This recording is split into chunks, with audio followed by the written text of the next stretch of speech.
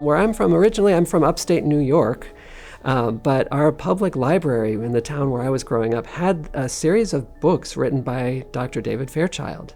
And so even when I was in junior high school, I was familiar with Coral Gables and this gem of a botanic garden, but it, if you will, planted the seed of this idea that the world of botany is really extraordinary and a life of adventure.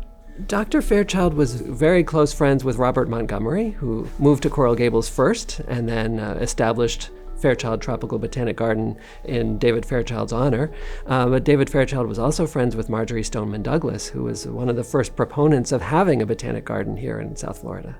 So of course his great love was plants, so we have a great archival collection of plants that he photographed all over the world.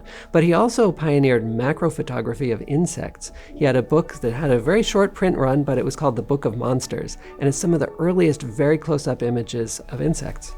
So there was already an aspiration to make Fairchild Garden into something extraordinary. But when the land first became Fairchild Garden, it was already a tropical fruit farm sometime in the late 1800s. It was probably about 200,000 people in the whole area when the garden opened in 1938. But there was a vision for having the city grow alongside the Botanic Garden. So George Merrick, with the vision of having Coral Gables be a garden city, of course that means you have to have a garden, you have to have plants, and you have to have plants that serve a lot of different purposes. And there's no more powerful engine of producing those plants than a botanic garden. So many of the plants that you can see looking around Coral Gables got their start in our garden.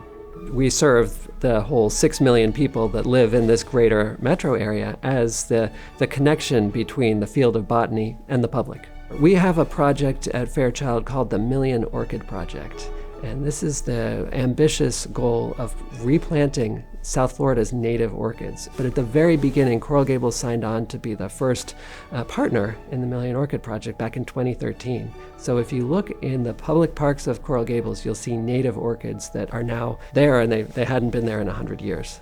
So none of this could have happened without the vision that got Coral Gables started, and it couldn't happen without having a botanic garden like Fairchild. It's just such a great partnership.